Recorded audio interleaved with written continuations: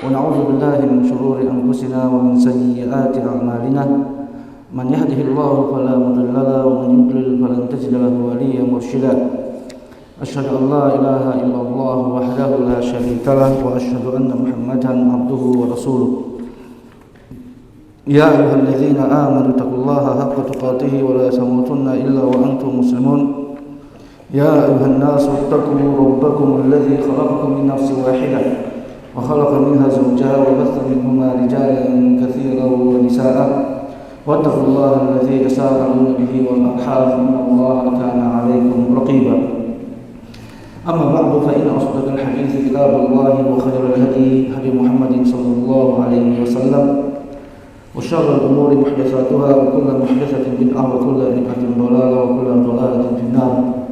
Ikhwan dan akhwat fillah, hazinallahu wa iyyakum. Alhamdulillah, kembali kita panjatkan puji dan syukur kehadirat Allah Subhanahu wa taala. Pada sore hari ini kembali kita dapat melanjutkan kajian kita dari kitab Madkhal ila Fiqh Muamalah Al-Maliyah, yaitu pengantar untuk memahami fikih muamalah al-maliyah.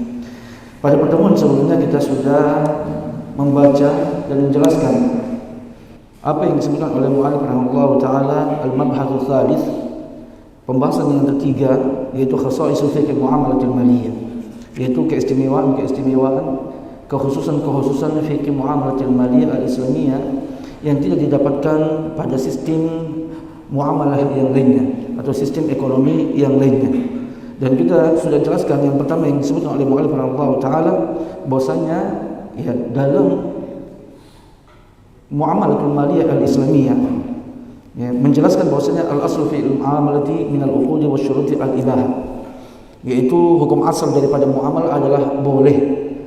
Menjelaskan kepada kita, memberikan pengertian kepada kita bahwasanya tidak ada yang dilarang daripada suatu muamalah yang dilakukan oleh seseorang kecuali yang telah datang dalilnya daripada Al-Quran dan Sunnah Nabi Sallallahu Alaihi Wasallam, yang mana keduanya menunjukkan akan haramnya suatu muamalah dengan dalalatus sharih atau dengan dalalatus sharih, yaitu penunjukan tentang hukumnya dengan penunjukan yang jelas halal ataukah haramnya.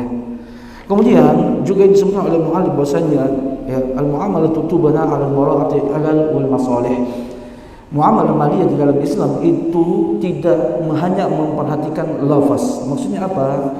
Ketika kita membahas suatu muamalah, hukum suatu muamalah, maka para ulama tidak hanya memperhatikan pada lafaz yang datang dari Al-Quran ataupun hadis Nabi Sallallahu Alaihi Wasallam. Akan tetapi yang menjadi perhatian para ulama pula di dalam lafaz yang datang dari Nabi Sallallahu Alaihi Wasallam berkaitan halal atau haramnya suatu muamalah, itu adalah maksud yang tersimpan di dalam lafaz tersebut, ya, yaitu yang kita kenal dengan namanya illah, yaitu maksud kenapa Allah mengharamkan suatu muamalah. Pasti ada alasannya, ya. Kenapa Allah mengharamkan jual beli seperti ini? Pasti ada alasannya. Karena kenapa kita mengatakan ada alasannya? Karena kita tahu semuanya bahwasanya al-uqud atau al-muamalah itu mayoritasnya dia itu adalah maqulatul makna, adalah hukum-hukum yang dapat diketahui alasannya. Ya, berbeda dengan perkara ibadah. Kalau perkara ibadah, kita tidak perlu mau mencari illah, alasan daripada disyariatkannya suatu ibadah tersebut, karena hukum asal daripada ibadah itu adalah ghairu maqulatul makna, adalah ibadah yang tidak perlu, adalah suatu ibadah yang disyariatkan tanpa menjelaskan alasan kenapa disyariatkan ibadah tersebut. Berbeda dengan fikih muamalatul maliyah atau berbeda dengan muamalah-muamalah. Ya, hukum muamalah karena memang ini kaitannya kehidupan duniawi. Ya, ini berkaitan dengan sifatnya duniawi, tentunya ada alasan. Ya, Allah Subhanahu wa taala mengharamkan sesuatu ataupun menghalalkan sesuatu. Oleh sebab itu, ya, para ulama memfokuskan ketika membahas suatu hukum daripada muamalah, mereka juga memperhatikan tentang illah ya, keharaman daripada suatu muamalah atau alasan pembolehan daripada suatu muamalah. Sehingga ya, dengan kita memahami illah keharaman daripada suatu muamalah, begitupun juga kehalalannya, maka kita akan bisa menghukumi suatu muamalah. Ya, terkadang dia dihukumi halal dan juga terkadang dia dihukumi haram, tergantung apakah ada illah keharamannya ya, dalam keadaan tersebut ataukah tidak ada illah keharaman yang mana Nabi SAW datang menjelaskannya. Dan kita sudah sebutkan salah satu contoh kasus yang disebutkan oleh mu'allif rahimahullahu ta'ala ya, bahwasanya dalam Islam ya, yang menjadi patokan itu adalah muamalah Islamiyah itu dibangun di atas memperhatikan illah dan maslahat. Contohnya adalah tas'ir ya, yaitu tas'ir. Apa itu tas'ir? Penentuan harga daripada pihak pemerintah atau dari pihak pemegang kebijakan. Di dalam hukum Islam, di awal-awal Islam pada masa Nabi SAW, Nabi mengharamkan untuk tas'ir, menentukan harga ya, Nabi SAW mengharamkan untuk penentuan harga, sebagaimana dalam suatu hadis ya, para sahabat Nabi SAW ketika pada masa tersebut, pada masa Nabi SAW terjadi kenaikan harga di pasar-pasar kota Madinah. Datanglah sekelompok sahabat kepada Nabi SAW. Mereka meminta kepada Nabi SAW, ya Rasulullah, sa'ir lana, wahai Rasulullah, tentukanlah harga buat kita. Karena kenapa? Harga sekarang menjulang tinggi. Kemudian Nabi SAW beliau mengatakan, innallaha huwal musa'ir, sesungguhnya Allah yang menentukan harga, dan al-qabid, dan Allah yang menggenggam, dan Allah yang melepaskan. Dan Nabi SAW dalam kelanjutan hadis tersebut, Nabi mengatakan, saya tidak ingin berjumpa dengan Allah Subhanahu wa Ta'ala kelak di akhirat nanti sementara saya melakukan kezaliman kepada manusia. Kalau kita lihat daripada konteks hadis yang disebutkan Nabi SAW tadi, Nabi mengharumkan yang namanya tas'ir. Nabi SAW mengharumkan yang namanya apa? Mengharumkan namanya penentuan harga. Maka Nabi mengatakan bahwasanya Allah lah yang menentukan harga. Pertanyaannya, bagaimana dengan zaman kita sekarang? Ya, apakah boleh kita, pemerintah ataupun orang-orang yang memiliki kebijakan untuk menentukan harga di tengah masyarakat? Maka sebab itu kaum muslimin dimati Allah Subhanahu wa Ta'ala, para ulama ketika mau membahas masalah hukum ini, maka mereka bukan cuma memperhatikan Nabi melarang tas'ir, Nabi melarang penentuan harga, tapi mereka melihat kenapa Nabi melarang penentuan harga pada masa tersebut. Apa alasannya? Apa ilahnya? Ya, apa alasannya Nabi SAW melarang penentuan harga pada masa beliau? Sangat jelas Nabi menjelaskan dalam hadis tersebut bahwasanya saya tidak mau berjumpa dengan Allah kelak di akhirat nanti sementara saya menzalimi manusia. Karena alasan Nabi melarang tas'ir, tidak mau menentukan harga pada masa tersebut, karena ini adalah bentuk kezaliman kepada para pedagang. Ya, kezaliman pada para pedagang saat itu. Kalau Nabi menentukan, memaksa para pedagang untuk menjual dengan harga yang ditentukan Nabi SAW, tentunya di situ ada kezaliman buat para pedagang. Dan sementara harga barang menjulang tinggi pada masa Nabi SAW bukan karena ada faktor yang dibuat oleh para pedagang, tapi karena memang faktor alamiah. Ya, faktor yang memang pada masa tersebut barang-barang sangat sulit untuk didapatkannya. Tentunya harga barang itu akan mengikuti harga barang itu terpengaruh dengan banyaknya permintaan dan juga persediaan barang di pasaran. Dan saat itu memang permintaan barang pada masa itu banyak yang mencari barang-barang tersebut, sementara barangnya sedikit. Tentunya ini akan memicu kenaikan harga secara alami, dan memang itu ketentuan dari Allah Subhanahu wa Ta'ala. Sebab itulah ya, maka para ulama pada masa setelah Nabi SAW, masa para setelah tabi'in ya, maka kita akan dapatkan pada masa para tabi'in, maka ada para ulama yang membolehkan hukum tas'ir, boleh untuk menentukan harga. Kenapa mereka mengatakan boleh menentukan harga? Baik, perhatikan ya ikhwan dan Allah Subhanahu wa taala. Sekali lagi, apakah para ulama kita akan mau menyelisih hadis Nabi sallallahu alaihi wasallam? Ini yang sering saya ingatkan kepada antum semuanya. Ya. Ini yang sering anak mau ingatkan kepada kita semuanya. Ya. Jangan kita suka mengklaim para ulama ini mau menyelisih hadis Nabi sallallahu alaihi wasallam. Mereka itu para ulama-ulama yang tidak diragukan lagi keilmuannya. Mereka itu adalah para ulama yang tidak lagi diragukan kecintaannya kepada Nabi sallallahu alaihi wasallam. Bagaimana ittiba'nya mereka kepada Nabi sallallahu alaihi wasallam. Tapi kenapa dalam kasus pembahasan ini hukum tas'ir, ya, hukum tas'ir penentuan harga pada masa tabi'in kita dapatkan para ulama membolehkan untuk apa? Untuk menentukan harga, apalagi pada masa sekarang, ya. Karena kenapa? Mereka melihat bahwasanya hukum yang ada, alasan Nabi mengharumkan tas'ir pada masa dahulu itu tidak ada pada masa mereka itu, ya. Sehingga mereka tinggalkan lafaz hadis. Ya, makanya kita tidak boleh kontekstual, ya, tidak boleh. Perhatikan ya, Allah Subhanahu wa taala, ya. Lafaz hadis didatangkan oleh Nabi Shallallahu Alaihi Wasallam untuk menunjukkan suatu makna, betul? Kemarin kita sudah bahas dalam pembahasan masalah yang kita sudah sebutkan dalam pembahasan usul. Ada lafaz, ada makna. Lafaz itu adalah alat untuk sampai kepada makna yang diinginkan.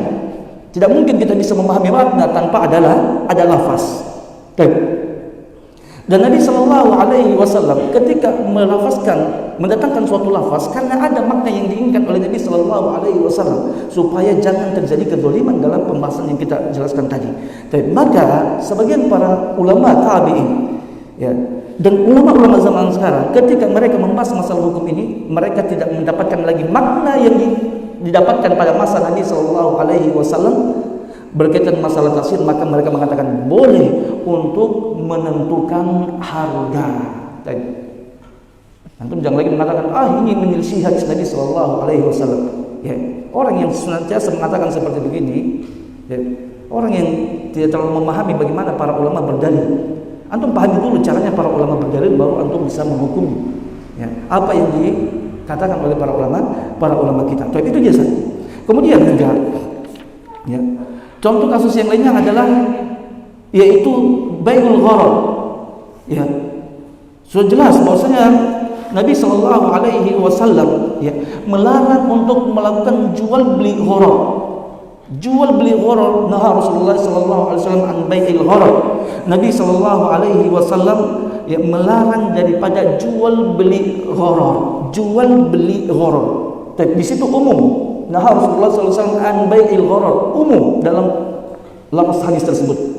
Tetapi kita akan dapatkan para ulama setelah masa tersebut mereka mengecualikan sebagian, bahwasanya tidak semua gharar itu diharamkan di dalam muamalah. Ya, gharar yang diharamkan, ya, tidak semua gharar itu diharamkan dalam muamalah sebagaimana yang kita sudah nukilkan pada pembahasan sebelumnya, pada pembahasan kemarin, daripada di antaranya adalah ucapan Syekhul Islam Ibnu Taimiyah dan juga Imam Ibnu Qayyim rahimahullah taala dan ulama-ulama yang lainnya di antaranya Imam Al-Qurtubi yang mengatakan bahwasanya tidak semua gharar, ya, tidak semua gharar itu diharamkan dalam muamalah.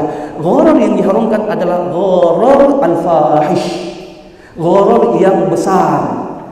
Ya, bukan semua gharar. Baik. Coba kita lihat bagaimana, kenapa para ulama mengatakan seperti itu? Apakah mereka mau menyelisih hadis, keumuman daripada hadis tersebut? Kenapa mereka mentaksis? Karena kaum muslimin rahmatullah subhanahu wa taala, ikhwan dan akhwat fillah azinallahu wa iyyakum, karena mereka melihat illah, alasan kenapa jual beli gharar itu diharamkan. Karena kenapa? Dia masuk dalam kategori apa? Aklul mal nasi bil batil. Yaitu memakan harta manusia dengan cara yang batil, kemudian juga di situ akan menimbulkan perpecahan, permusuhan di antara sesama manusia, kembali kepada kaidah umum dalam masalah muamalah. Sebab itulah apabila jual beli gharar memicu pada dua perkara tadi, yaitu orang merasa tertipu, kemudian kedua apalagi orang merasa tertipu dan akan menimbulkan perpecahan, keributan dalam masyarakat, maka itulah gharar yang diharamkan oleh syariat kita. Adapun gharar yang yasir, yang kecil, naam ada gharar di situ tapi tidak dipermasalahkan oleh masyarakat, maka gharar itu tidaklah diharamkan. Contoh kasus yang sering saya sebutkan yaitu jual beli makan bayar 50.000 makan sepuasnya. Apa kalau bahasanya tuh? All you can eat. Ya, makan 10.000 bayar 50.000 makan sepuasnya. Ya, kalau antum hanya fokus pada gharar, ya di situ enggak boleh ada gharar. Di situ ada gharar. Maka tidak boleh. Kita katakan ibadah Allah Subhanahu wa taala. Kenapa Nabi melarang gharar? Kenapa? Karena satu, gharar, semua perkara yang diharamkan oleh Nabi dalam muamalah pasti akan endingnya akan membuat orang berpecah belah, keributan dalam masyarakat. Kemudian merasa orang tertipu. Kita berbicara contohnya apa, hukum all you can eat, bayar sekian makan sepuasnya. Kita kembali kepada kaidah umum dalam masalah muamalah. Apakah di situ ya memang betul ada gharar, tapi kita katakan ghararnya yasir, ya menunjukkan hal tersebut ghararnya yasir karena gharar yang ada pada transaksi yang baru kita sebutkan ini itu satu, ya orang yang melakukannya itu sudah sama ridho, ya dia sudah tahu saya lakukan. Bagaimana kita mau mengatakan zalim kalau sementara mereka dua belah pihak sudah saling ridho? Maka hilang namanya kezaliman di situ. Kalau dua belah pihak sudah saling ridho, maka tidak ada apa? Tidak ada kezaliman dalam hal tersebut. Kemudian yang kedua, ya kembali lagi, apakah akan menimbulkan perpecahan, ya keributan dalam masyarakat? Maka kita katakan tidak ada sama sekali. Maka kita katakan gharar di situ adalah ghararnya yasir dan tidak diharamkan untuk melakukan muamalah seperti itu semuanya. Baik. Sudah? Habis itu? Tadi ya. Begitu juga ikhwan tentang jual beli apa? Ya, tentang Nabi mengatakan apa? Di antara juga adalah Nabi sallallahu alaihi wasallam, Rasulullah sallallahu alaihi wasallam an bai'il ma'dum. Nabi melarang jual beli barang yang belum ada. Nabi melarang. Ya, itu konteks hadisnya. Ya, ucapan dari para sahabat Nabi sallallahu alaihi wasallam. Bahwasanya Rasulullah SAW an bai'il ma'dum. Nabi melarang jual beli barang yang belum ada. Yang belum ada. Tidak boleh untuk melakukan jual beli barang yang belum ada. Ini umum. Tapi kita akan dapatkan setelah zaman tersebut, setelah zamannya Nabi sallallahu alaihi wasallam para sahabat, kita akan dapatkan para ulama membolehkan jual beli istisna, jual beli inden. Jual beli inden itu ikhwan, itu jual beli ma'dum. Ya, jual beli inden itu jual beli yang ma'dum, tidak ada. Antum belum melakukan jual beli, belum ada barangnya. Baik. Dari mana para ulama mengatakan membolehkan hal tersebut? Ya, kenapa para ulama membolehkan tentang jual beli inden ataupun istisna? Istisna tidak ada, ya, pada masa Nabi sallallahu alaihi wasallam. Adanya setelah masa tersebut. Ya, makanya kalau aku membahas tentang hukum istisna, jual beli inden, ya, di masa-masa awal daripada fikih para ulama kita, ya, mazhab Syafi'i, Hanafi, Malikiyah, maka yang mengatakan boleh jual beli inden itu ada hanya mazhab Hanafiyah. Adapun ulama yang lainnya mengatakan tidak boleh. Ya. Tapi zaman sekarang terbalik. Zaman sekarang hampir kita mengatakan ijma. Ulama muasirin mengatakan bolehnya jual beli inden ataupun jual beli istisna. Menunjukkan apa ya Allah Subhanahu wa taala. Ya. Bagaimana fleksibelnya pembahasan fikih muamalah di dalam Islam yang dijelaskan oleh para ulama kita. Kenapa ini terjadi khilaf seperti ini? Ya, karena itu tadi. Ya, karena kembali kepada kaidah umum. Kembali kepada kaidah umum yang ada di dalam fikih muamalah al-Islamiyah. Kemudian yang berikutnya, salisan al-muamalatu tastadhilu fi aghlabi ahkamiha 'ala al-urfi wal 'adah. Fadhal, membaca. Saya membaca.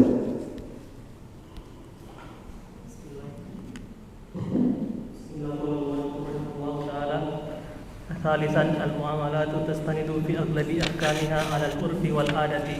العرف في الاصطلاح الفقهائي ما استقرت النفوس عليه بشهادة العقول وتلقته الطبائع بالقبول، والعادة ما استمر الناس عليه على حكم العقول وآدوا إليه مرة بعد مرة، فهما مترادفان في استعمال الفقهاء وبناء الأحكام عليهما. ويدل على اعتبار العرف قوله تعالى خذ العفو wa'mur bil urfi wa'rid 'anil jahilin. Qala As-Suyuti qala al-Farisi al-magna al-qaddu bi kulli ma Aqdi, bukan aqdi, fil amr. al-magna Aqdi fil amr. Aqdi bi Qaddu kulli yaqdi. ma arafatun nufusu mimma la yaridu asy-syar'u wa hadha aslul qaidati al-fiqhiyyati fi i'tibaril urfi. Wa qala ta'ala wal walidatu yurdi'na auladahunna haulaini ma kamilaini liman arada ayyutimma ar-radha'ah wa 'alal ma'ludi lahu rizquhunna wa kiswatuhunna bil ma'ruf la tukallafu nafsun illa wus'aha wa qawluhu ta'ala liyunfiq dhu sa'atin min sa'atihi wa man qadira alaihi rizquhu falyunfiq mimma ataahu Allahu la yukallifu Allahu nafsan illa ma ataaha wa qawluhu sallallahu alaihi wasallam. Sekarang kita masuk pada poin yang ketiga, ya, tentang khasais fikih muamalatul maliyah al-islamiyah, yaitu yang ketiga adalah al-muamalatu tastanidu fi aghlabi ahkamiha 'ala al-urfi wal 'adat. Ini yang harus perhatikan. Bahwasanya muamalah itu tastanidu fi aghlabi ahkamiha 'ala al-urfi wal 'adat. Apa artinya tastanidu? Bersandar. Bahwasanya fikih muamalah itu mayoritas daripada hukum-hukumnya itu berpatokan pada urf dan adat. Ya. Karena seperti kenapa kita mengatakan seperti itu firman Allah Subhanahu wa taala? Ya, kenapa fikih muamalah itu mayoritas daripada hukumnya itu bersandar kepada adat urf, ya, kebiasaan yang berlaku di tengah masyarakat. Kenapa seperti itu?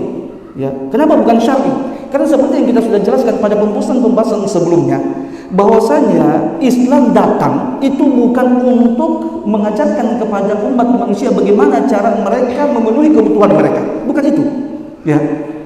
Ya, tapi Islam membiarkan untuk memenuhi kebutuhan, bagaimana cara kita memenuhi kebutuhan sesama manusia, itu sudah terjadi dengan hukum urf yang terjadi di tengah masyarakat sebelum datangnya Islam.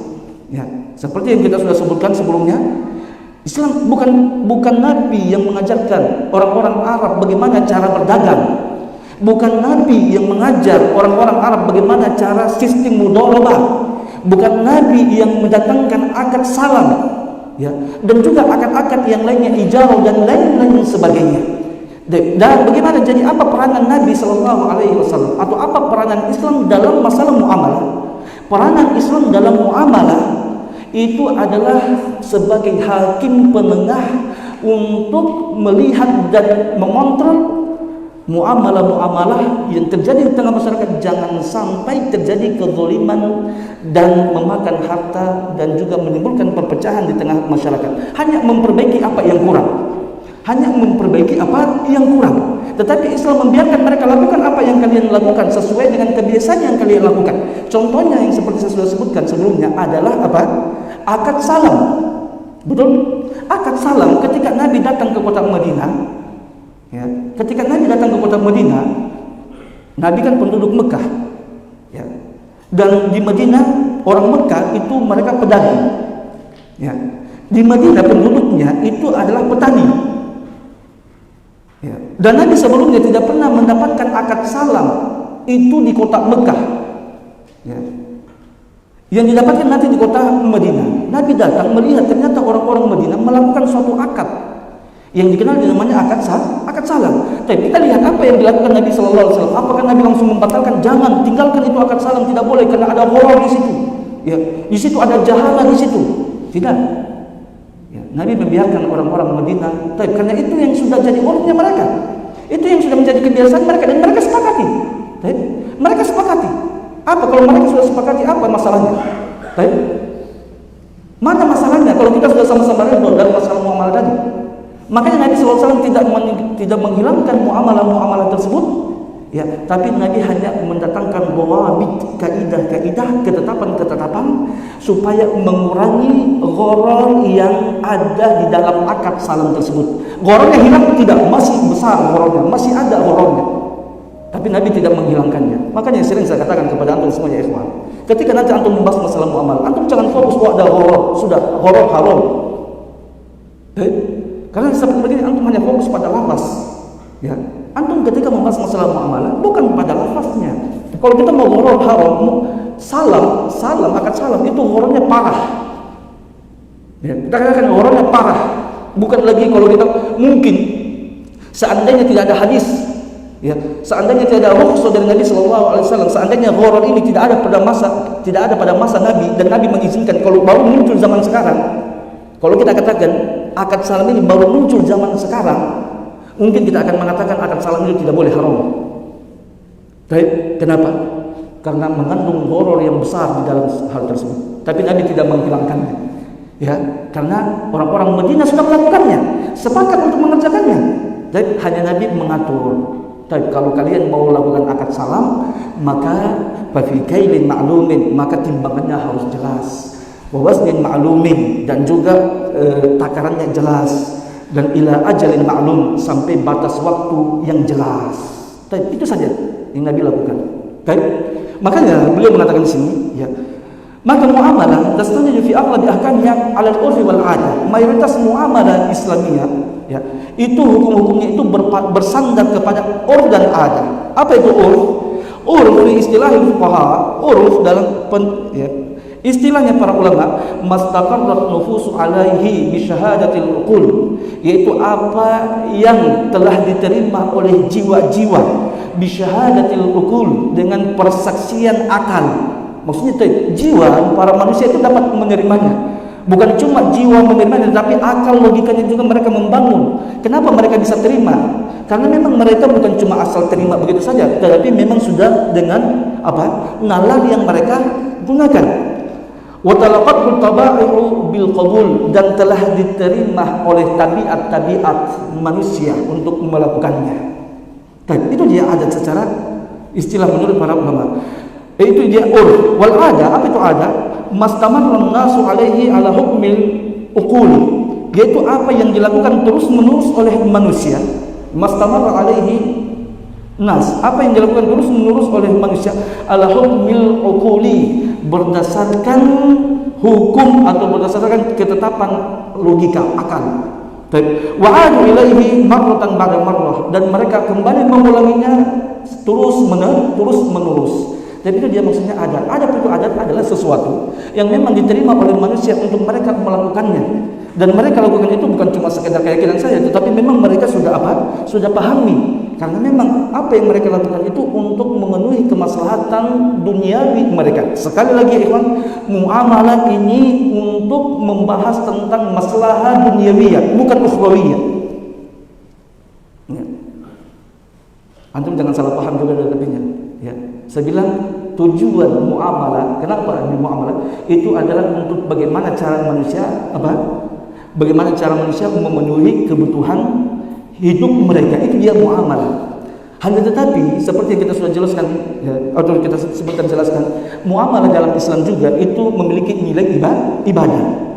Ibadahnya di mana? Ketika kita taat dan patuh dengan peraturan-peraturan, ketentuan-ketentuan yang Allah Subhanahu wa taala telah tetapkan.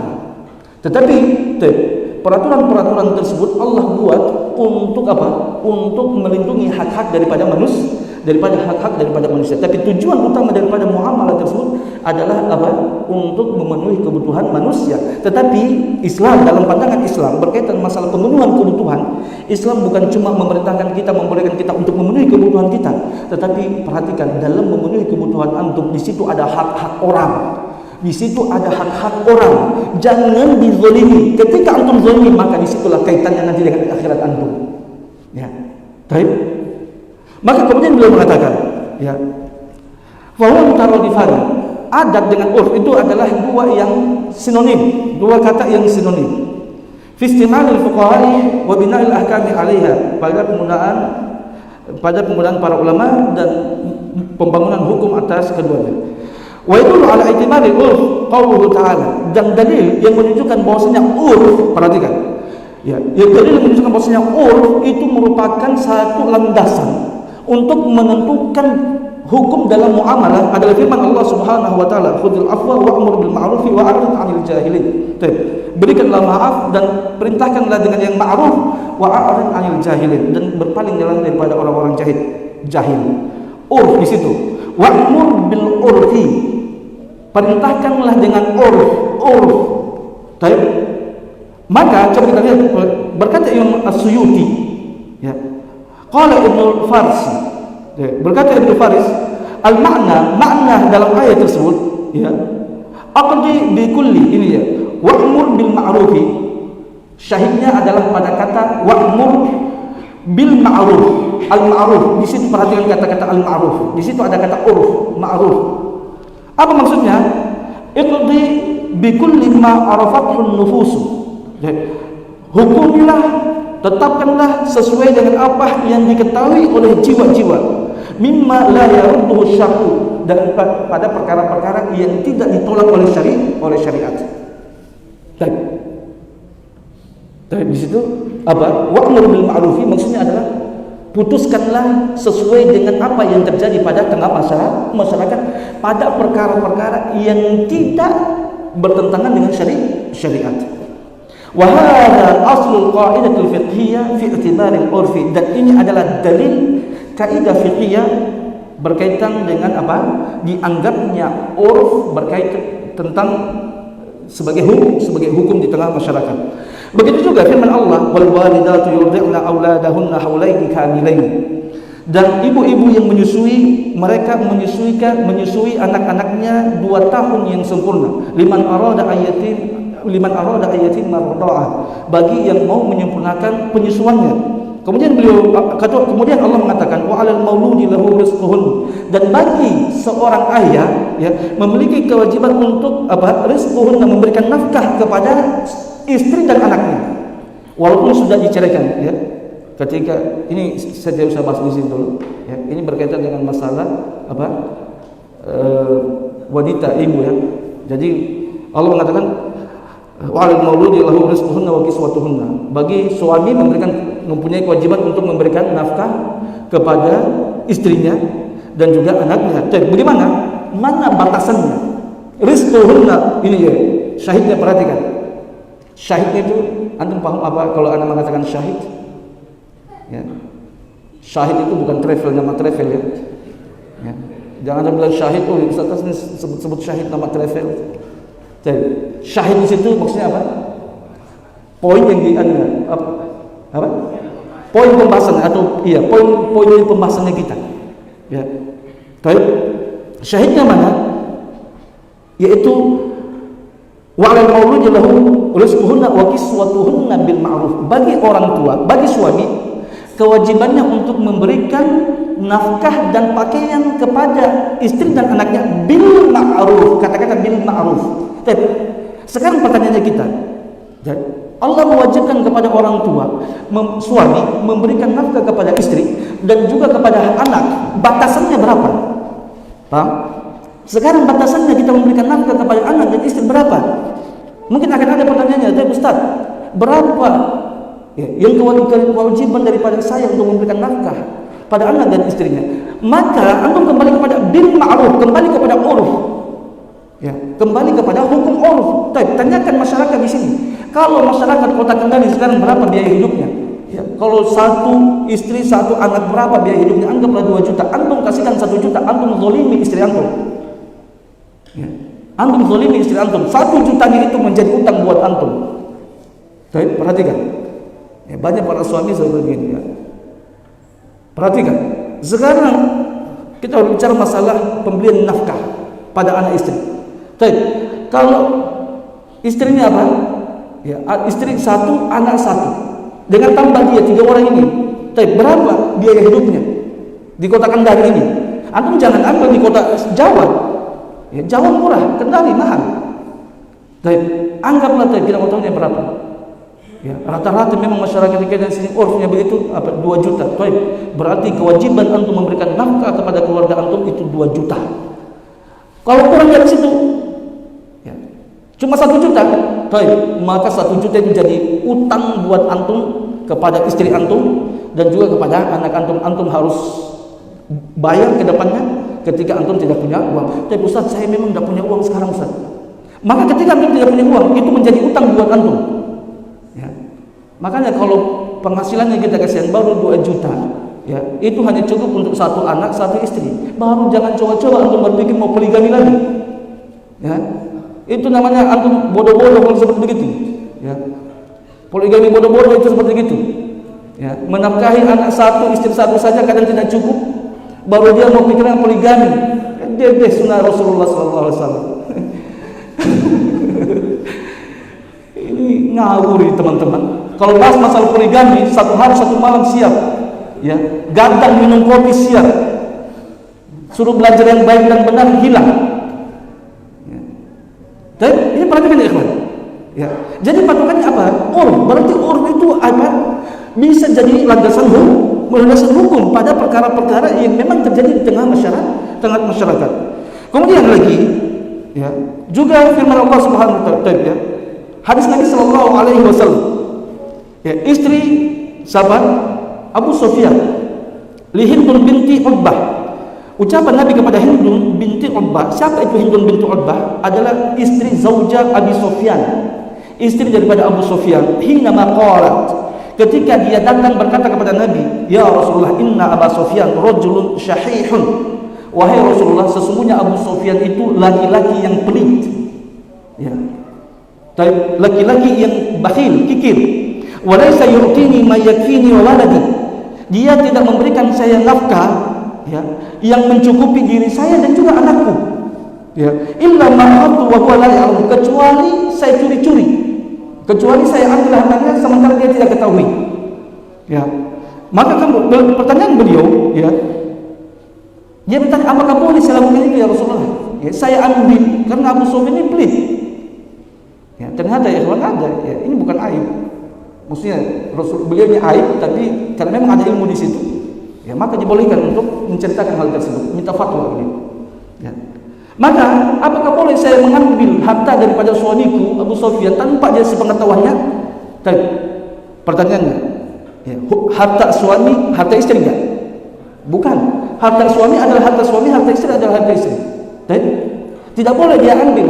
Pada hukum asalnya, istri tidak boleh mengambil harta suami secara diam-diam, karena itu namanya mencuri, ya, tanpa ridho daripada suaminya. Tapi kalau memang ada suami yang ternyata memang bakhil, ya, pelit, maka dibolehkan oleh Nabi SAW untuk mengambilnya secara diam-diam. Tapi batasannya sekarang pertanyaannya, batasannya bagaimana? Nabi memberikan batasan. Apa kata Nabi SAW? Khudhi ma yakfiki wa waladiki bil ma'ruf. Dari kata-kata ma'ruf, perhatikan itu syahidnya. Ambillah, ya, buat dirimu dan anakmu apa yang mencukupimu bil ma'ruf, sesuai dengan urf, ya, sesuai dengan kebiasaan adat ataupun urf yang berlaku. Itu dia dalil daripada kaidah yang disebutkan oleh para ulama bahwasanya urf itu merupakan satu landasan dalil dalam masalah muamalah. Jadi kemudian ya ikhwan yang Allah Subhanahu wa taala, perhatikan banyak orang, ya, yang mengambil dan menghafal kaidah ini tapi tidak paham, ya, bagaimana penggunaannya. Dalil yang disebutkan oleh para ulama tentang al-adatul muhakkamah ini dalam kaidah fikihnya, adat itu muhakkamah, bisa menjadi dalil, ya, itu berkaitan dengan perkara-perkara duniawi, bukan perkara-perkara ikhrawi, ibadah tidak bisa antum menggunakan urfnya. Ya, ini kan ada istiadat dalam hal ibadah, tidak boleh, ya. Jadi para ulama menggunakan dalil adat itu perkara duniawi atau perkara muamalah yang sifatnya duniawi, bukan perkara ibadah. Perkara ibadah adalah dalil Al-Quran dan Sunnah Nabi SAW, ataupun ijma dan qiyas para ulama.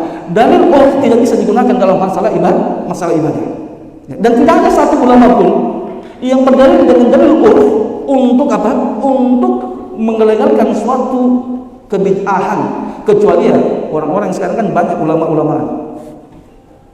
Baik, sudah. Wal muradu an ta'khudhal qadara allazi ulima bil 'adati annahu al-kifayah. Ucapan Nabi. Maksudnya adalah Nabi mengatakan tadi, khudhi ma yakfiki wa alayka bil ma'ruf. Maksudnya adalah engkau mengambil ukuran yang diketahui ulima bil 'adat, diketahui dengan adat annahu al-kifayah, bahwasanya dia mencukupi.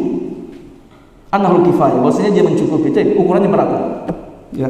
Wa huwa yadullu ala i'tibar, dan ini adalah dalil yang menunjukkan dianggapnya urf fi tasyri'il mali, dalam apa? Dalam undang-undang harta. Baik. Lianna miqdar nafaqah, karena ukuran nafkah itu tidak ada dari syar'inya. Aku mau cari dari hadis, cari hadisnya tidak ada. Mau cari Al-Qur'annya tidak ada. Baik. Ukuran nafkah berapa? Ya, cari datangkan hadisnya. Baik. Ukurannya sekian, 1 bulan. Baik. Ya, miqdar nafkah, ukuran nafkah itu yarji'u fihi ilal adat, kembali kepada hukum adat, kembali kepada urf, kembali kepada kebiasaan yang berlaku di tengah masyarakat di tempat kita berada.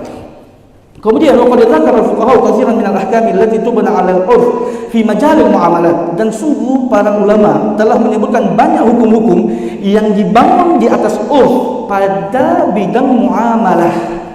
Di antaranya adalah thubutul maliyah fil asya'i takunu bil urf.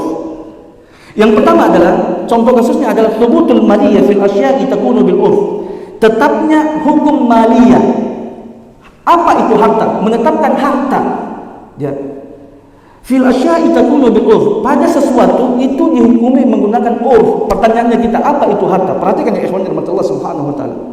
Ya.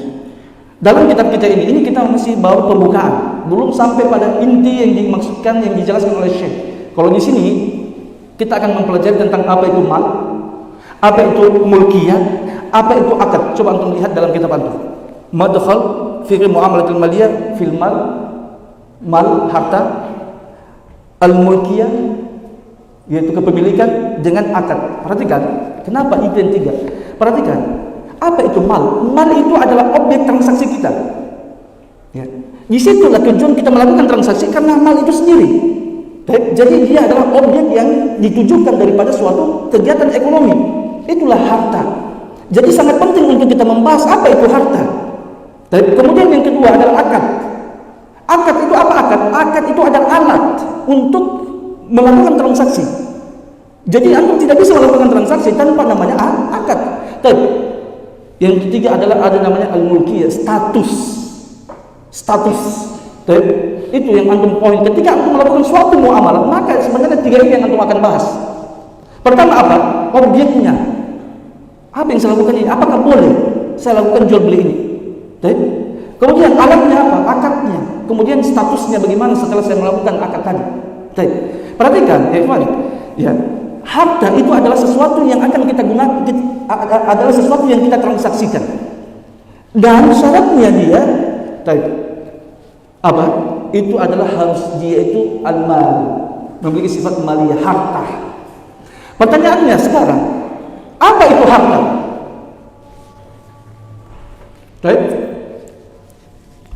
Ana mau tanya kepada antum, boleh nggak saya jual belikan ini? Boleh nggak? Dari mana antum tahu boleh? Maka antum harus pertama tahu dulu, apakah ini dikategorikan harta atau tidak. Bisa dipahami? Baik. Sebelum antum mengatakan boleh, antum harus tahu dulu landasannya antum mengatakan boleh apa. Kenapa para ulama mengatakan ini boleh diperjualbelikan? Kenapa? Antum harus tahu dulu apakah ini karena apakah ini kembali kepada apa? Apakah ini dikatakan harta atau tidak?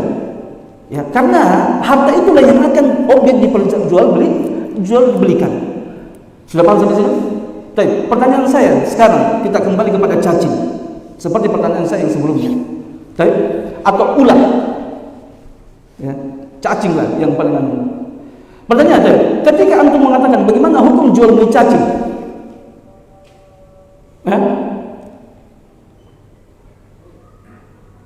Antum jawab saja. Baik, maka antum untuk mengetahui tentang hukum jual beli cacing, antum kembali dulu pembahasan apakah cacing itu dikatakan dia harta atau tidak. Baik, itu dia. Ya. Apakah cacing itu harta masuk dalam kategori dia mal atau bukan? Kalau dia mal, maka berarti dia boleh diperjualbelikan. Kalau bukan mal, tidak boleh diperjualbelikan. Baik. Maka antum mau mengetahui sesuatu dia itu dikategorikan mal, antum harus kembali kepada manfaat. Apakah dia punya manfaat atau tidak? Nah, cacing punya manfaat. Baik. Cacing kalau di negara kita, mungkin tidak tahu kalau di Kendari punya manfaat. Baik. Bisa dipahami? Makanya para ulama menyebutkan kaidah umum dalam masalah muamalah ikhwan. Antum mau mengetahui sesuatu boleh ditransaksikan atau tidak, antum kembali kepada dua. Satu, apakah dia punya manfaat? Kalau dia punya manfaat berarti dia dikatakan mal. Karena inti daripada mal itu adalah sesuatu yang memang manusia itu menganggapnya bernilai. Dia memiliki nilai di tengah masyarakat. Itu satu. Kemudian yang kedua, lantas yang keduanya adalah dia suci secara syar'i, dihukumi suci secara syar'i, tidak haram. Tapi ini dua kaidah yang disebutkan oleh para ulama dalam masalah muamalah tadi. Baik, sekarang kita kembali kepada masalah cacing tadi. Ya. Dua kaidah tadi. Baik, cacing hukumnya mana? Makanya kalau antum tanyakan cacing, pergi ke Arab Saudi, ya Syekh, bagaimana hukumnya jual beli? Misalkan seperti jenis hasyarat, di antaranya misalkan atau jenis hewan yang lain, cacing. Antum salah tempat pergi bertanya. Ya, ini kita kenapa semuanya itu lahirnya pada pertanyaan-pertanyaan yang seharusnya apa? Antum tanyakan kepada para ulama-ulama kita yang ada di Indonesia. Karena mungkin kalau antum tanyakan di Saudi, mereka lihat cacing saja tidak pernah mungkin. Ya. Atau mungkin dalam melihat, pasti mereka akan menganggap tidak boleh. Kenapa tidak boleh? Karena memang cacing di Saudi tidak ada nilainya. Paham nggak? Cacing di Saudi tidak bisa dibuat apa-apa. Tapi kalau kita di Indonesia, kreatif. Bisa dipahami? Ya, atau mungkin sebagian pada masa dahulu, ulama kita dahulu, mungkin mereka membahas, maka tidak boleh. Ya, tidak boleh. Tapi menurut siapa? Mungkin pada sebagian kelompok manusia, ya, ada cacing itu memang mereka tidak menganggap bernilai. Tapi di kelompok masyarakat yang lain, cacing itu memiliki nilai. Tapi ada kata itu jijik orang. Menurut antum jijik, menurut saya tidak. Tidak semua jijik menurut antum, jijik buat saya. Ya, jadi antum harus menyanu. Kalau seperti begitu, dog. Antum tahu dog boleh dimakan? Boleh. Tapi Nabi tidak mau makan. Kenapa? Nabi merasa jijik dia, karena bukan merasa tidak enak, tidak biasa. Ya. Jadi tidak semua, ya. Jangan versinya jijik ataupun apa, itu kembali kepada person. Tapi kembali kepada urf. Ya, bagian suatu daerah mengatakan dia kami tidak makan yang begini. Tapi ya kan, ibadah orang lain makan, tapi selesai. Hukumnya bagaimana? Boleh. Karena kenapa? Mereka menganggap itu sebagai harta. Bisa dipahami dari situ? Kenapa? Dari mana jantung kembalikan? Tidak ada dari syari'nya. Memang tidak dari sini, kembali kepada uruf masyarakat. Ya. Uruf mengatakan itu boleh, mereka memperjualbelikannya. Silakan. Kenapa antum melarang? Mana dalilnya antum melarang? Masyarakat mengatakan boleh. Kembali lagi seperti jual beli, misalkan tai sapi, tai kambing.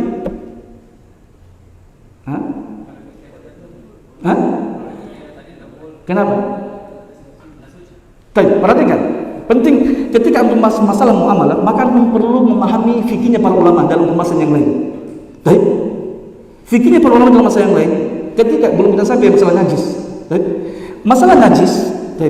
Masalah najis kotoran hewan yang dimakan dagingnya. Menurut ulama Syafi'iyah dan Malikiyah, kalau Syafi'iyah ya, mengatakan dia adalah najis. Ya. Kalau salah Syafi'iyah dan Malikiyah, ya, najis. Makanya ketika antum mencanangkan fatwa pada ulama Syafi'iyah, ya Syekh, bagaimana hukumnya saya jual beli kotoran sapi? Pasti mereka akan mengatakan haram, la yajuz. Kenapa? Alasannya satu, najis. Karena kaidahnya, ya, sesuatu yang najis secara hukum syar'i maka tidak boleh diperjualbelikan. Tapi kalau ulama Hanafiyah dan ulama Hanabilah mengatakan boleh jual beli apa? Jual beli kotoran kambing ataupun sapi. Kenapa? Karena menurut pendapat dua para ulama kita tadi, bahwasanya kotoran hewan yang dimakan dagingnya itu tidak najis, suci. Satu, berarti dia suci. Kaidahnya sudah. Kalau suci berarti boleh. Kemudian kedua, punya nilai di tengah masyarakat enggak? Kita lihat. Kalau mungkin di Saudi tidak ada nilainya. Ya, bisa saja mungkin antum perhatikan kalau ditanya di Saudi, ulama Saudi bilang tidak boleh.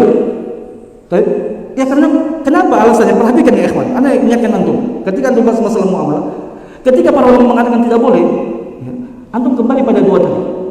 Baik, yang pertama antum lihat hukum bendanya najis atau tidak. Mungkin bisa jadi salah satunya itu. Sebab dia diharamkan karena najis.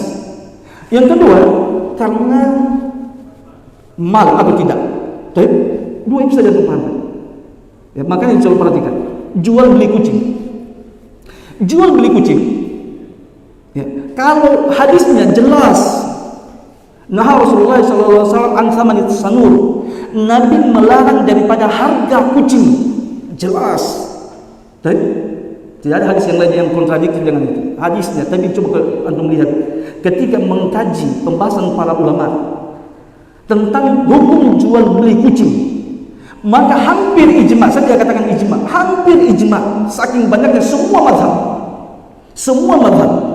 ya, semua mazhab, hatta zahiriyah, baik, semua mazhab kecuali sebagian sedikit ulama yang ada di dalam mazhab tersebut, baik, mengatakan haram. Tapi hampir semua ulama, semua mazhab itu mengatakan boleh.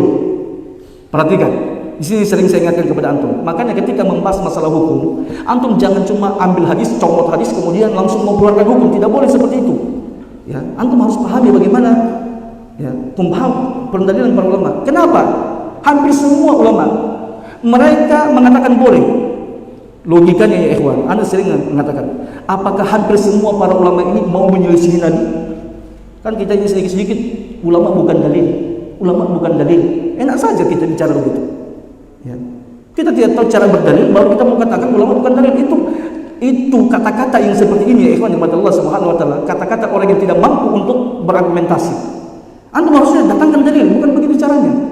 Seakan-akan itu doktrin saja, memudahkan semua orang bisa mengatakan begitu. Anak yang baru lahir saja kalau seandainya sudah bisa bicara, bisa mengatakan seperti itu.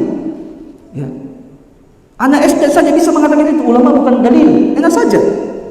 Ya, tapi apakah hampir semua ulama tadi itu mau menyelisih Nabi Sallallahu Alaihi Wasallam dibandingkan antum? Tidak ya kawan. Kenapa? Karena disitulah para ulama kita. Ya, kenapa? Karena hadis ini bertentangan dengan apa? Berkaitan dengan kaidah am. Kaidah am ini diambil daripada semua, diteliti dari semua dalil-dalil yang ada. Ya. Itu apa? Para ulama meneliti ternyata semua berkaitan hal muamalah. Ya. Ketika Nabi mengharamkan ataupun menghalalkan suatu muamalah akan kembali kepada dua benda yang kita sebutkan tadi, dua faktor yang kita sebutkan tadi. Pertama, satu, najis, hukumnya secara syar'i, najis atau tidak. Kalau najis jelas sudah mereka teliti ternyata semua yang dilarang najis sudah dilarang oleh syariat, tidak boleh. Kemudian yang kedua adalah kembali kepada manfaat, memiliki nilai ekonomis dalam masyarakat. Kalau tidak memiliki nilai ekonomis, dilarang. Ternyata yang setelah diteliti semua dalil, kembalinya pada dua perkara tadi, yaitu najiskah dihukumi haram oleh syariat, ataukah dihukumi najis oleh syariat bendanya, zatnya, ataukah dia tidak memiliki manfaat. Makanya kita lihat kucing. Bagaimana kucing? Kucing najis bendanya? Tidak. Baik, najis tidak. Zat suci. Baik. Kemudian kedua, punya manfaat di tengah masyarakat? Nah, punya manfaat di tengah masyarakat. Baik. Makanya mereka mengatakan boleh untuk melakukan jual beli kucing, sehingga maksud hadis yang ada di hadis yang kita sebutkan tadi itu ditakwil, harus ditafsirkan, dipalingkan maknanya. Kenapa? Ya, karena kaidah tadi ini lebih kuat dia. Maksud yang diinginkan itu paling kuatnya kaidah ini lebih kuat. Ya. Jangan lagi antum mengatakan ini kan kaidahnya para ulama. Enak saja sekali lagi. Para ulama tidak membuat kaidah kecuali setelah meneliti dalil. Ya, ini merendahkan para ulama. Ya, tidak bisa ya kawan. Capek itu para ulama kita.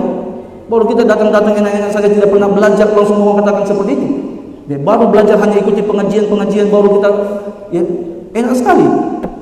Antum belajar dulu dengan baik dan benar, baru antum bisa mengatakan sesuka hatinya antum. Kalau kita tidak bisa, ya, tidak tahu bagaimana para ulama kita berdalil, jangan sesuka hatinya, stop, lebih baik kita diam. Ya. Bukan begitu caranya seorang penuntut ilmu. Ya. Sehingga apa? Para ulama mentakwil hadis tersebut. Hadis ini maksudnya bukan kucing, ya, kucing secara umum yang dipelihara, tapi dia kucing garong, kucing liar. Kenapa mereka tafsirnya ke kucing liar? Coba antum cari lagi. Kenapa kucing liar ditafsirkan kucing liar, bukan kucing mati saja? Satu, karena dia tidak memiliki nilai di tengah masyarakat. Kenapa? Karena dia tidak bisa simpan kabur, dia hilang. Bisa dipahami? Karena yang liar, benda yang liar itu dia, antum tidak bisa manfaatkan dia, maka dilarikan di situ. Baik, itu ya, berkaitan dengan masalah tersebut. Maka beliau mengatakan, ya, perhatikan, ya. Fa kullu ma yuntafa'u bihi 'adatan wa yajri fihi al-badlu wal ma'lu yu'addu malan. Setiap yang dapat dimanfaatkan secara adat, wa yajri fihi, dan berlaku padanya al-badlu, boleh diberikan, maksudnya wa yajri fihi al-badlu, boleh disedekahkan. Badlu itu disedekahkan. Baik. Wal ma'lu, ya, dan juga berlaku padanya kita menahan, tidak disedekahkan. Paham enggak? Kan harta, betul kan? Kan harta itu, kalau dia harta pasti kita sedekahkan, orang terima. Paham? Boleh juga kita menahan. Kenapa kita tahan? Karena memiliki nilai menurut kita. Itu dia. Maka yu'addu malan, maka dia dianggap sebagai harta. Wa amma ma la yuntafa'u bihi 'adatan falaysa bimalin. Maka semua yang tidak dimanfaatkan secara adat, kebiasaan manusia, falaysa bimalin, maka dia bukan harta. Wa kadzalika binisbati lin-nuqudi. Begitu juga berkaitan dengan uang, nuqud. Fa kullu ma ta'arafa an-nasu 'ala i'tibariha nuqudan wa thamanan lil asya'i tu'tabaru nuqudan wa illa fala. Begitu juga masalah uang. Antum mau menghukumi sesuatu dia sebagai uang, antum kembalinya kepada mana? Syariat? Tidak ada syariat. Syariat itu tidak membahas masalah itu. Bisa dipahami? Sekarang dirham dan dinar itu mata uang Rasulullah SAW. Salah. Dinar dan dirham itu bukan mata uang Nabi SAW. Itu sudah ada pada masa dahulu. Bangsa Romawi dan bangsa Persia itu sudah melakukan jual beli dengan mata uang dinar dan dirham. Bukan Nabi SAW. Memang mata uang dinar dan dirham itu yang berlaku pada masa tersebut. Jadi tidak tepat kalau dikatakan bahwasanya mata uang dinar dan dirham itu mata uangnya Rasulullah SAW. Sejak kapan Nabi SAW mendatangkan suatu hadis untuk menentukan bahwa ini adalah mata uangnya mata uang Islam? Tidak ada seperti itu.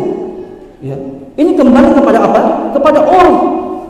Ya, urf yang menentukan. Memang orang-orang dahulu menggunakan mata uang dinar dan dirham. Ya. Itu sebelum datangnya Nabi SAW. Baik. Maka begitu juga dalam penentuan masalah uang, nuqud. Perhatikan ya, kawan. Fa kullu ma yuta'arafu an-nasu 'ala i'tibarihi nuqudan wa thamanan. Setiap benda yang manusia itu ta'aruf, mereka itu sudah sepakat untuk menganggapnya sebagai nuqud, sebagai uang, wa thamanan, sebagai nilai tukar, ya, lil asya'i, untuk sesuatu, sebagai nilai tukar terhadap sesuatu, tu'tabaru nuqudan, maka dia dianggap sebagai uang, wa illa fala, dan jika tidak dianggap sebagai uang, maka tidak kita anggap sebagai uang. Kama qala Ibnu Taimiyah, sebagaimana dikatakan Imam Ibnu Taimiyah, amma dirham wa dinar, adapun dirham dan dinar, fima yu'rafu lahu haddun tabi'iyyun wa la syar'iyyun. Apa kata Syekhul Islam Ibnu Taimiyah? Adapun dirham dan dinar, fima yu'rafu lahu haddun tabi'iyyun, dia adalah sesuatu yang diketahui dengan apa? Batasan tabi'i. Apa tabi'i? Ya. Apa? Ya. Tabiatnya la syar'iyyun, tidak syariah. Maksudnya dia itu bukan sesuatu uang, itu bukan sesuatu perkara syar'i.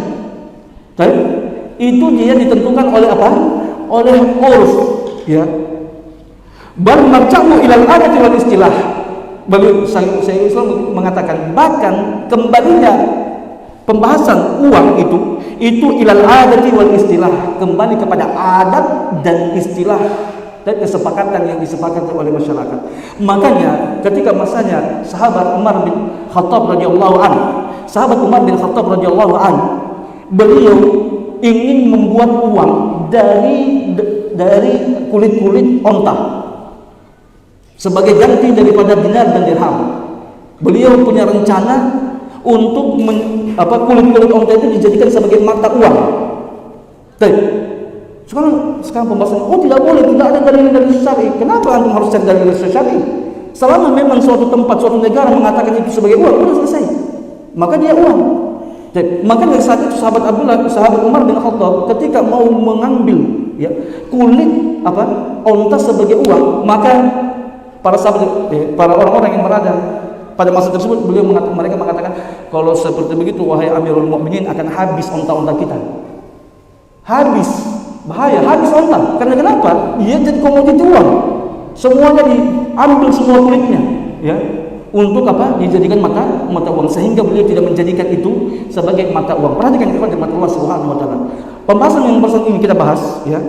Beliau mengatakan apa? Makanya sekarang pembahasannya hukum kripto. Ini banyak pembahasan masalah hukum kripto sekarang. Pro dan kontra, tidak boleh, tidak ada. Saya bilang, ya, antum mau pembahasan masalah hukum kripto, antum gak usah pusing-pusing. Antum mau cari masalah hukum kripto, ya, apakah dia sebagai mata uang atau tidak, antum kembali kepada negara kita. Kalau negara sudah mengatakan dia bisa dijadikan alat transaksi dan diakui oleh secara negara sebagai transaksi, udah selesai, dia mata uang. Ya, dia mau punya fisik cuma arqam saja, lah ya betul. Ini kembali kepada kesepakatan apa yang ditetapkan oleh suatu negara. Tidakkah kita melihat uang kertas yang kita miliki sekarang itu cuma apa, ibarat suatu lembaran kertas, tidak memiliki nilai sebenarnya. Hanya karena pemerintah yang memberikan ketetapan bahwasanya ini bisa diperjualbelikan dan dia memiliki nilai ekonomis, disepakati oleh negara, dan selesai. Uang kertas tadi yang tidak memiliki nilai itu menjadi bernilai, dan itu kembali kepada apa? Pada urf dan ketetapan masyarakat yang ada pada tempat tersebut. Tapi ini antum harus paham, ya. Banyak daripada kita tidak memahami masalah-masalah seperti ini, ya, sehingga ketika kita mau bahas pembahasan masalah uang tadi, kita kembali lagi pada hukum syar'inya, ya. Antum mau cari dari mana dalam syar'inya, ya? Kalau negara kita mau akui, apa tuh masalahnya di mana? Batu yang diukir saja. Kalau memang negara mengatakan, ya, batu saja. Kalau seandainya negara mengatakan dia bisa dijadikan mata uang, maka itu uang. Tergantung kembali kepada urfnya. Antum pergi di suatu daerah, mungkin di pedalaman Badui, ya. Mereka pernah saya lihat itu, mereka itu jadikan itu alat tukar, itu ada seperti, kalau saya salah, batu kah atau kayu kah, ya, yang mereka buat sendiri. Baru itu untuk bisa melakukan transaksi itu harus pakai itu. Paham? Antum paham nggak? Ya. Antum mau beli, antum harus pakai itu. Tidak bisa antum melakukan transaksi kalau tanpa itu. Jadi antum harus beli dulu itu barangnya kayu atau lembar yang mereka buat. Pertanyaannya, Ustaz, boleh nggak itu? Antum pergi sana, nah boleh, daerah situ boleh, antum gunakan, silakan gunakan. Tapi kalau daerah lain tidak bisa. Kenapa? Kembali ke mana? Urf. Masyarakat yang menghukumi boleh. Dan selesai. Jangan cari dalil syar'i. Kalau antum cari dalil syar'inya, ya, ini perkara-perkara yang bukan syar'i yang membahas. Ini kembali kepada uruf masyarakat. Tapi kita coba subhanallah bihamdik, la ilaha illa anta, astaghfiruka wa atubu ilaik. Assalamualaikum warahmatullahi wabarakatuh.